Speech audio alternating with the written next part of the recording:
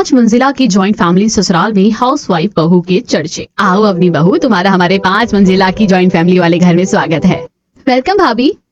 हाँ, आओ अपनी सीधी पैर से कलश को लुढ़काकर घर में प्रवेश करो। अब फाइनली हमारी टीम पूरी हुई है ना किरण भाभी? आओ अवनी, अंदर आओ, वैसे भी बाहर बहुत ठंड है। आज ये अवनी और शुभम की शादी हुई थी और अवनी को अपने 5 मंजिला जॉइंट फैमिली वाले घर में गृह प्रवेश हो रहा था। अपनी एक मिडिल क्लास फैमिली से थी और अपने इतने बड़े ससुराल को देखकर हैरान रह गई थी।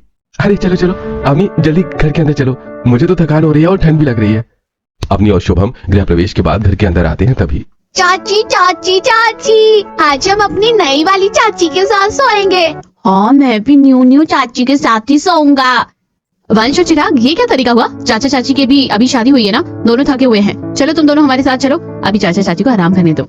नहीं, हम तो चाचा चाची के साथ ही उनके रूम में जाएंगे। मम्मी जी, आप ही समझाइएगा ना इन दोनों को, ये दोनों तो जिद लगा कर बैठ गए हैं। वंश और चिराग, चलो दोनों, तुम दोनों मेरे साथ सो जाओ। नहीं, हम तो नई वाली चाची के साथ ही सोएंगे। अवनी की जेठानी के बच्चे उसके साथ सोने की जिद करने लग जाते हैं तभी कोई बात नहीं भाभी, अगर बच्चे आज हमारे साथ सोना चाहते हैं तो मुझे कोई दिक्कत नहीं है। चलो बच्चों, मेरे साथ रूम में चलो। बेटा, तुम्हारी नई शादी हुई है, तुम्हें परेशानी होगी। कोई परेशानी नहीं होगी मम्मी जी, अभी मेरा घर है और इस घर के बच्चे भी तो मेरे बच्चे जैसे ही हुए, आप चिंता मत करिए। यामिनी, लगता है तेरे घर को उसकी सही बहू मिल गई है। खुश रहो बेटा, अब जाओ, जाकर आराम करो।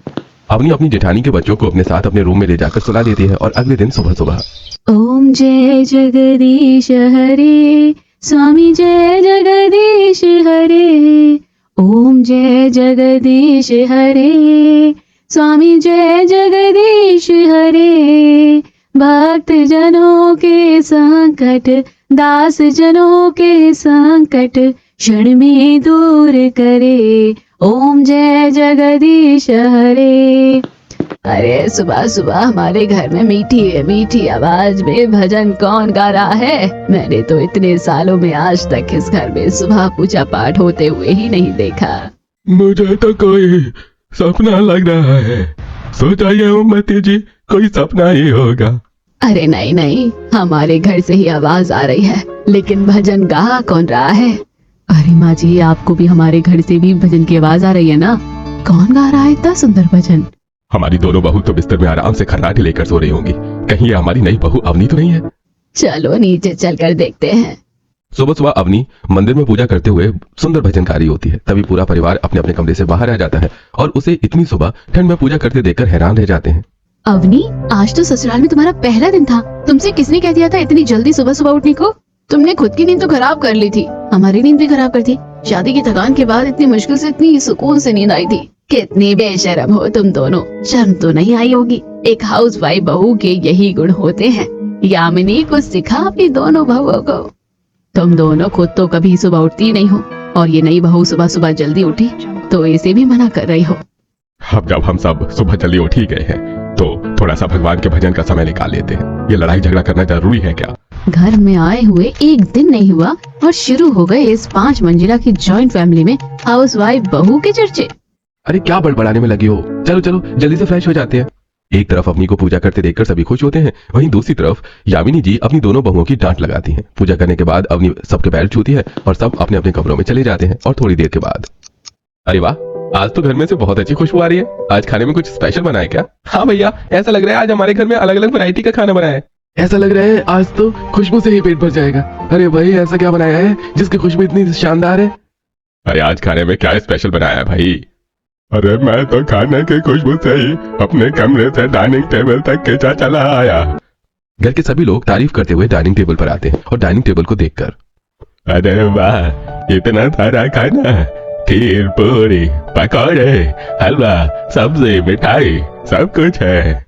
ऐसा लग रहा है आज तो घर में दावत हो रही है। क्यों यामिनी जी, घर में कोई दावत है क्या जिसके बारे में हमें नहीं पता?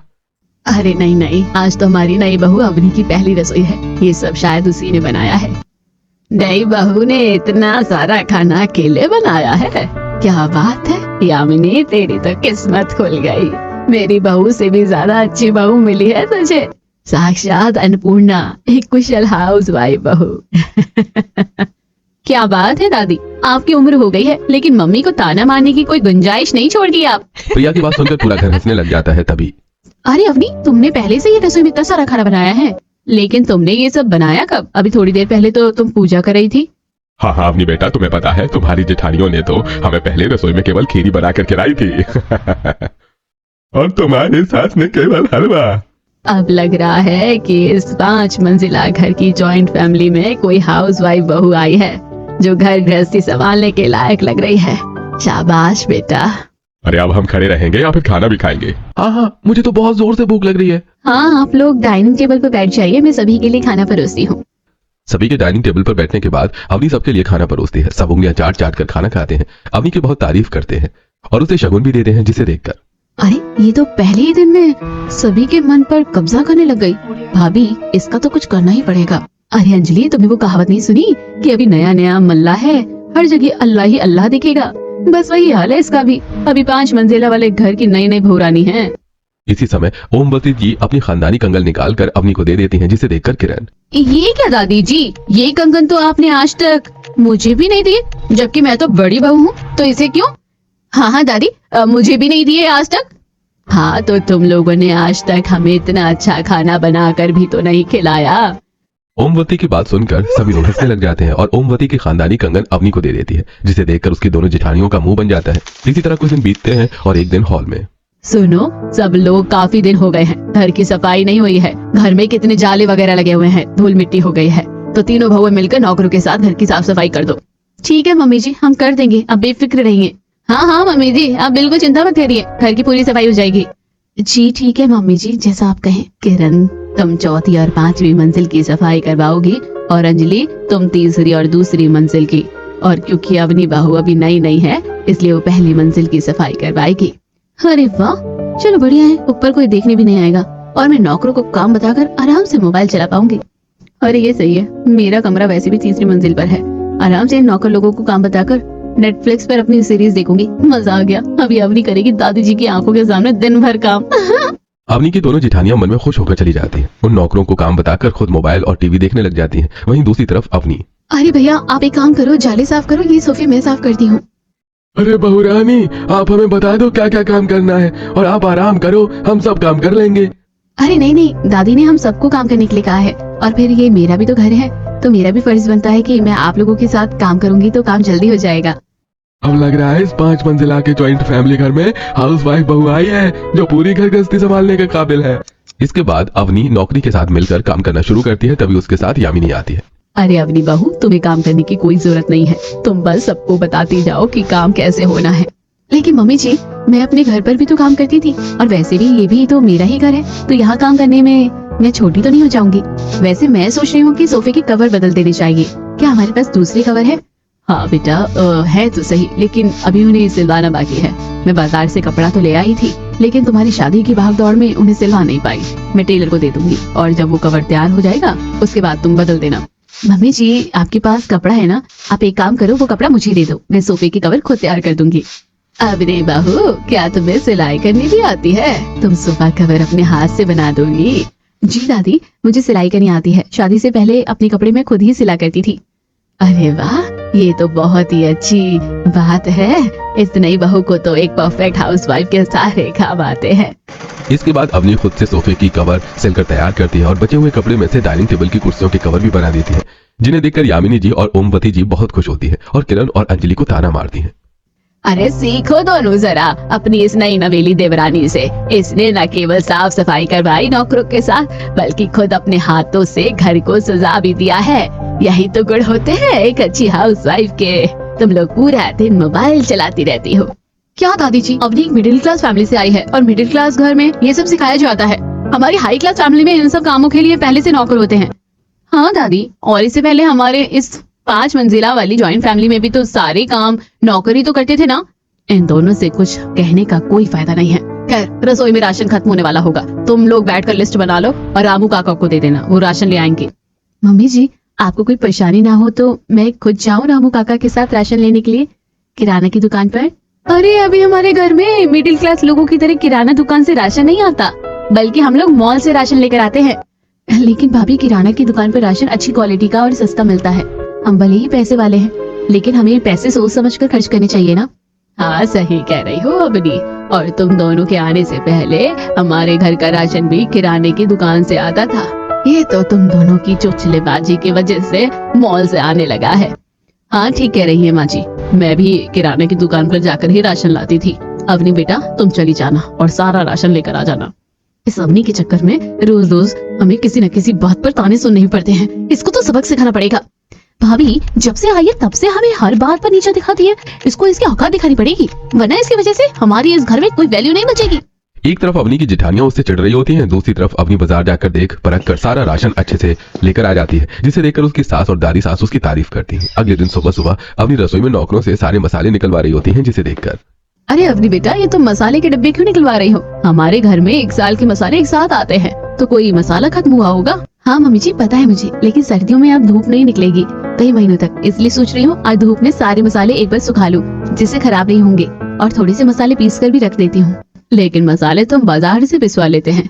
मम्मी जी हमारे यहाँ पर ना इमाम दस्ता होता है, तो मैं हाथ से ही मसाले पीस लूंगी। सुनीता काकी हमारी मदद करवा देगी। वैसे भी हाथ के पीसे मसाले में ज्यादा स्वाद है और खुशबू भी होती है। तुम सच में सारे मसाले हाथ से पीसोगी? जी हाँ मम्मी जी, पर सारे मसाले पहले सुखा लेते हैं। इसके बाद आदमी नौकरों के साथ सारे मसाले लेकर छत पर जाती हैं और उसे मसाले सिखाते हुए पड़ोस की औरतें देख लेती हैं। अरे ये तो यामिनी जी की छोटी बहू है ना, उनके घर में तो हमने पहली बार छत पर किसी को मसाले सुखाते हुए देखा है। ऐसा लगता है अब इस 5 मंजिल की जॉइंट फैमिली में हाउसवाइफ बहू आ गई है। हाँ मैंने तो इसे कल किराने की दुकान पर भी देखा था, एक राशन बिल्कुल हाथ से देख देख कर रख रही थी। हाँ और ये तो सब्जियां भी बहुत देख परख कर छाट कर लेती है, पूरा मोल भाव करके। हाँ इस 5 मंजिला की जॉइंट फैमिली ससुराल में हाउसवाइफ बहू के चर्चे तो पूरे मोहल्ले में है। सभी पड़ोसन आपस में अवनी की तारीफ कर रही होती हैं और उनकी बहुएं तारीफ सुनकर किरण और अंजलि को बताती हैं। उसी दिन शाम के समय पार्क में किरण सुना है तुम्हारी देवरानी तो पूरी हाउसवाइफ मटेरियल है। अब तो पूरी सोसाइटी में तुम्हारी 5 मंजिला की जॉइंट फैमिली ससुराल में हाउसवाइफ बहू के चर्चे फेमस है। हाँ मेरी सास भी खूब तारीफ कर रही थी। सुना है वो घर का सारा काम अपने हाथों से करती है। हाँ और उसे सिलाई कढ़ाई बुनाई खाना बनाना सब आता है और वो सबका ख्याल भी रखती है। जरा बच कर रहना तुम दोनों, कहीं ऐसा ना हो तुम्हारे 5 मंजिला जॉइंट फैमिली ससुराल में हाउसवाइफ बहू के चर्चे तले तुम दोनों की वैल्यू ही खत्म हो जाए।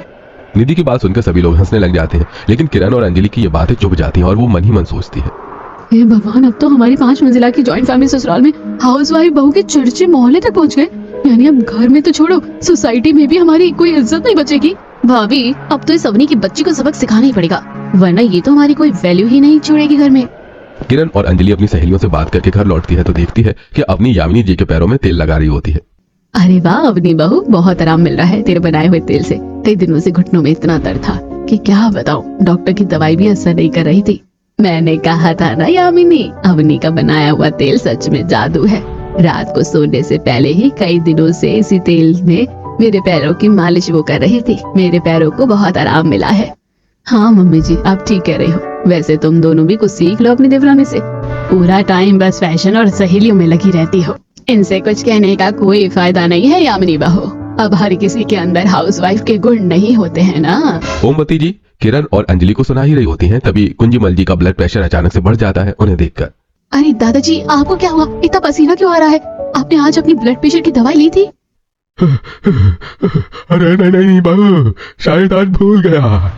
दादाजी दवाई भी कोई भूलने की चीज होती है? आज से आपकी सारी दवाइयों का ख्याल मैं रखूंगी। और पापा जी आपने अपनी डायबिटीज की दवाई ली है? देखिए आप भी भूल गए ना, अभी शुगर बढ़ जाएगी। चलिए आप अपनी दवाई खाइए और आज से आप लोगों की दवाइयों का ख्याल मैं रखूंगी। सच में हमने कोई पुण्य किए हैं जो इतनी संस्कारी बहू मिली है। हमारा तो बुढ़ापा सुधर जाएगा। अब तो बहुत ज्यादा हो रहा है इसका। इस तरह तो ये हमारी कोई वैल्यू नहीं छोड़ेगी घर में, कुछ ना कुछ तो करना पड़ेगा।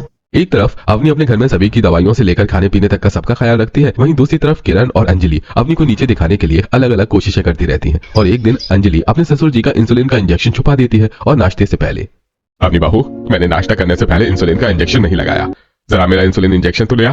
पापा जी मैं भी लेकर आती हूँ। अवनी इंजेक्शन देखने के लिए जाती है तो इंजेक्शन वहाँ पर नहीं होता। पापा जी यहाँ तो इंजेक्शन नहीं है, कल तो मैंने 2 इंजेक्शन देखे थे। लेकिन अवनी बहू दवाइयों की जिम्मेदारी तो सारी तेरी है ना, दवाइयाँ खत्म होने से पहले मंगानी चाहिए। अब तेरे ससुर जी नाश्ते के लिए बैठे रहेंगे ऐसे ही, इतनी लापरवाही अच्छी नहीं है। लेकिन मम्मी जी मैंने कल तो इंजेक्शन देखे थे, लेकिन आप चिंता मत करो, अभी 10 मिनट में पापा जी का इंजेक्शन आ जाएगा। 10 मिनट में इंजेक्शन कैसे आएगा ये बताओ। मम्मी जी मैंने पापा जी का इंजेक्शन कल ही ऑर्डर कर दिया था और उसकी डिलीवरी 10 मिनट में होने वाली है। पापा जी आप 10 मिनट का इंतजार करो, हाँ हाँ कोई बात नहीं, अब बेचारी पूरे घर का ख्याल रखती है, सबकी जिम्मेदारी उठाती है। तुम तो जरा सी बात पर उस पर बिगड़ने लग गई। यामिनी जरा अपनी दोनों बहुओं से भी तो कुछ कहा करो। क्या दादी जी, आप हर बात में हमें ही सुनाने लग जाती है, पहले तो ऐसा नहीं होता था। हाँ क्योंकि पहले इस घर में कोई हाउसवाइफ बहू नहीं हुआ करती थी ना, जो इस घर की सारी जिम्मेदारी उठा सके। ओमवती जी किरण और अंजलि की डांट लगा रही होती हैं, तभी सुरेश जी का इंसुलिन का इंजेक्शन भी आ जाता है। अवनी इंजेक्शन लगाकर उन्हें नाश्ता करती है। नाश्ता करने के बाद, अपनी बहू, नाश्ता तो तुमने बहुत अच्छा बनाया था। आजकल तो सुबह सुबह सभी को अपनी पसंद का नाश्ता करने के लिए मिल रहा है, ऐसे अच्छी और क्या बात हो सकती है। चलो मैं वॉक करने के लिए जा रहा हूँ, वैसे भी सर्दियाँ बहुत बढ़ गई हैं। रुकिए पापा जी, ठंड हो गई है ना, तो आप शॉल लेकर जाइए, और मैंने आपके लिए ये ग्लव्स बनाए हैं, ये पहन कर जाइए। और दादाजी आपके लिए मैंने ये मफलर बनाया है, जरा पहन के तो देखिए। बहू ये दस्ताने तो बहुत ही सुंदर और नरम है, तुमने अपने हाथों से बनाए हैं क्या? बहू ये मफलर तो कितना मुलायम और नरम है, धन्यवाद बेटा। और दादी, मैंने आपके लिए और मम्मी जी के लिए अपने हाथों से बुनकर ये पोंचो स्टाइल शॉल बनाया है। आप दोनों इस शॉल को पहनकर आराम से रह सकती हैं। हाँ दादी देखो, चाची ने हमारे लिए सेम स्वेटर भी बनाया है। हाँ देखो, हमारे स्वेटर पर रेड कलर का एप्पल भी बना हुआ है। मैं तो अपना स्वेटर सारे फ्रेंड को दिखाऊंगा। अच्छा तो तुमने सबके लिए कुछ ना कुछ बनाया है, और हम तीनों भाइयों का क्या हमारे लिए भी बनाया है या नहीं? अरे चिंता मत करिए, मैंने आपके लिए और दोनों बड़े भाइयों के लिए भी एक मफलर बनाया है व्हाइट कलर का। आप तीनों भाई एक साथ मफलर पहनोगे तो बिल्कुल सेम सेम लगोगे, और मफलर पर आप तीनों के नाम भी लिखे हैं। अवनी शुभम, प्रतीक और रोहित को व्हाइट कलर का उनके नाम लिखा हुआ मफलर देती है, जिसे देखकर तीनों भाई बहुत खुश होते हैं। अरे वाह, अपनी बचपन के बाद शायद पहली बार है जब हमने हाथ का बना हुआ कुछ पहना है। हाँ, और इस बार तो वैसे भी सर्दियां बहुत है, मैं तो सोच रहा था बाजार से मफलर खरीदने की। अब हम तीनों भाइयों के पास एक जैसा मफलर होगा, चलो एक सेल्फी लेते हैं।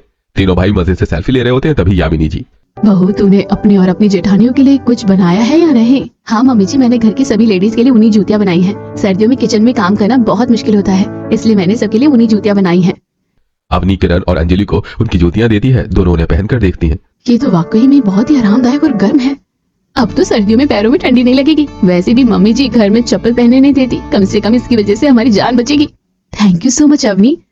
सभी लोग अवनी के बने हुए वुलन कपड़े लेकर बहुत खुश होते हैं और अवनी को बहुत सारा आशीर्वाद देते हैं। और जब सब लोग अपनी हाथ के बने हुए स्टफ पहनकर बाहर जाते हैं और अपने सर्कल में अवनी की तारीफ करते हैं, तो पूरी सोसाइटी में 5 मंजिला की ज्वाइंट फैमिली ससुराल में हाउसवाइफ बहू के चर्चे फैल जाते हैं। उसी दिन दोपहर के समय, किरण, अंजलि और अवनी सुनो, 2 दिन बाद मकर संक्रांति है। मकर संक्रांति के लिए हमें गरीबों को दान करने के लिए कुछ कपड़े और गज्जक वगैरह मंगानी है। तुम लिस्ट बनवा लो और नौकरों के साथ जाकर बाजार से सामान ले आओ। ठीक है मम्मी जी, मैं आज ही लिस्ट बनवाकर मॉल से सारा सामान ले आती हूँ। अभी तो मॉल में बहुत अच्छी सेल भी लगी है। लेकिन मम्मी जी, मैं सोच रही थी कि क्यों ना हम इस बार गज्जक, तिलकुट और लड्डू वगैरह घर पे ही बना ले।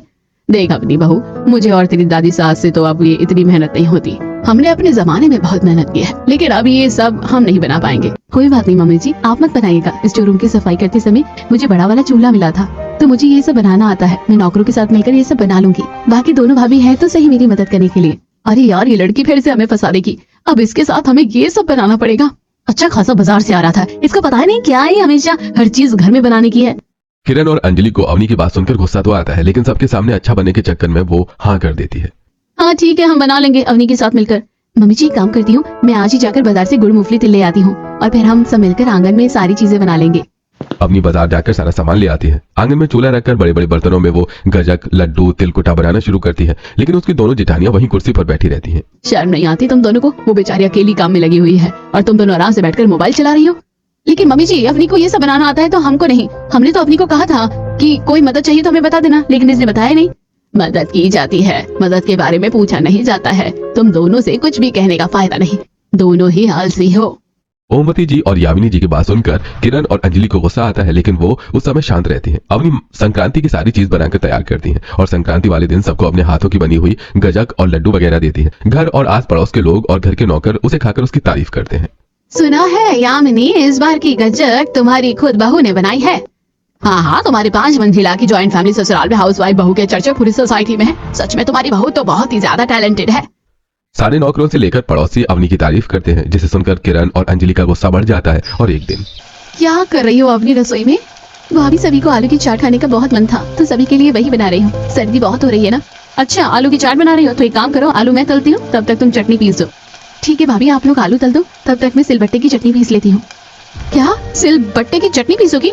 तुम्हें पता है ना हमारे घर में कितने लोग हैं? इतने सारे लोगों के लिए चटनी पीसते पीसते तुम्हारी चटनी बन जाएगी। नहीं होगा भाभी, मैं अपने मायके में भी तो सभी के लिए बनाती थी। हमारे मायके में भी सब लोग जॉइंट फैमिली में रहते थे।